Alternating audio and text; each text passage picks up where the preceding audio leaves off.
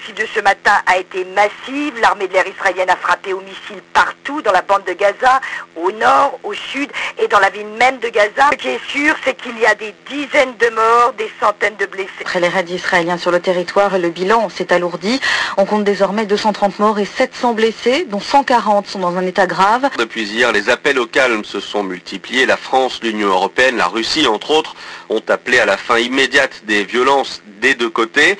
La Maison-Blanche estime que le Hamas est responsable de la violation du cessez-le-feu. Ce qui se passe depuis hier est du terrorisme d'État. C'est une campagne de bombardement méthodique que mène depuis 2 jours l'aviation israélienne sur toute la bande de Gaza.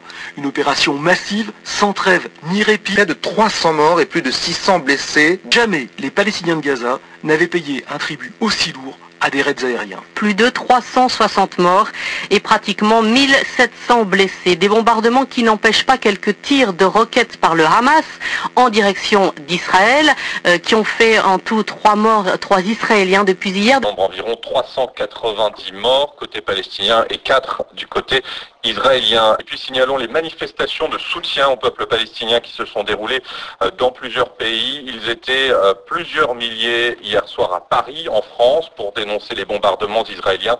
La trêve humanitaire de 2 jours proposée par la France devrait être rejetée parce qu'il n'y a pas de crise humanitaire à Gaza, selon le Premier ministre Ehud Olmert, et parce que le Hamas continue de tirer des roquettes. Maintenant, Israël attend que la météo s'améliore pour lancer l'offensive terrestre qui sera très meurtrière. Les journalistes, rappelons-le, n'ont toujours pas le droit d'entrer dans la bande de Gaza. Au soir du 7e jour de guerre, le pain est de plus en plus difficile à trouver à Gaza. Le pain, c'est pourtant une composante essentielle de l'alimentation des Palestiniens. Des bombes pour la 8e journée consécutive. Depuis samedi dernier, 750 raids israéliens ont tué au moins 436 Palestiniens, dont 75 enfants. Hamas qui a lui lancé 500 roquettes sur Israël, faisant 4 morts. L'opération terrestre israélienne à Gaza est défensive et non pas offensive. Une déclaration orale de la part du fonctionnaire tchèque qui fait office de porte-parole de la présidence tournante de l'UE que la République tchèque assume, vous le disiez, depuis 3 jours. La Gaza est encore ce midi sous le feu israélien, celui des avions F-16 et des navires de guerre qui croisent au large. Et il y a 1,5 million de Palestiniens qui vivent là, dans ce qui ressemble à une cage. Comment évitons dans la pauvreté pour la plupart et dans la pénurie pour tout le monde? Il ne faut surtout pas être malade. Les hôpitaux manquent de tout, de médicaments, d'antidouleurs et d'équipements. Ce sont 515 Palestiniens qui auraient été tués, dont 90 enfants. Côté israélien, un bilan officiel faisait état dimanche d'un soldat tué et de 45 autres blessés. Les combats en zone peuplée représentent une énorme menace pour les civils palestiniens. Dernière victime en date, des personnes qui s'étaient réfugiées dans des écoles gérées par l'ONU. Selon l'armée, 3 soldats israéliens ont été tués hier par une erreur de tir. Un char avisé de leur position. l'ONU et les ONG dénoncent depuis plusieurs jours une crise humanitaire totale. Concentrée sur une bande de 30 km sur 10, les Gazaouis sont pris au piège depuis 12 jours. Il manque de tout, de nourriture, de carburant, de médicaments, d'eau courante. Le dernier bilan, évidemment provisoire, fait état ce matin de plus de 700 Palestiniens tués en 12 jours d'offensive. Le Conseil de sécurité de l'ONU a adopté une résolution juridiquement contraignante. Mais sur le terrain, vous poursuivez votre offensive.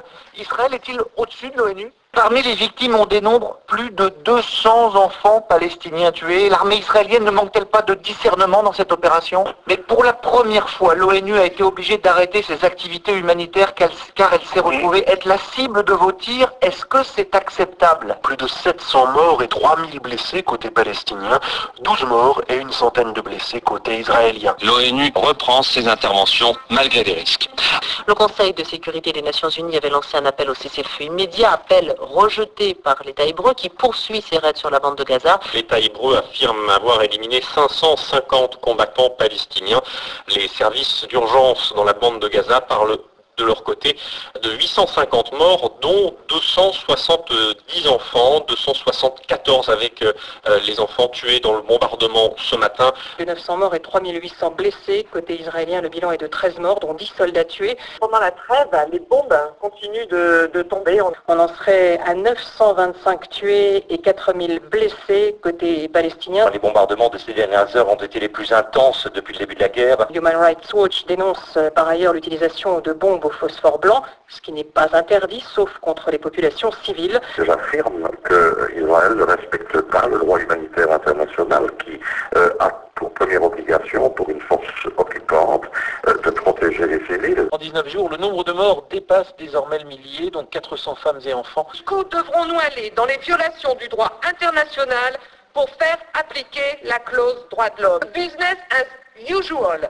Continuez, perdure dans nos relations avec Israël, vous enterrez, avec les 1000 morts de Gaza, vous enterrez la politique droits de l'homme de l'Union et vous enterrez le projet européen. On est face à une violation gravissime du droit humanitaire international. Le plus fort dicte ses conditions et la diplomatie essaie de faire en sorte que le plus faible ne soit pas humilié. C'est une tragédie. C'est une tragédie humanitaire. C'est une tragédie inutile et sanglante. Cette tragédie doit s'arrêter.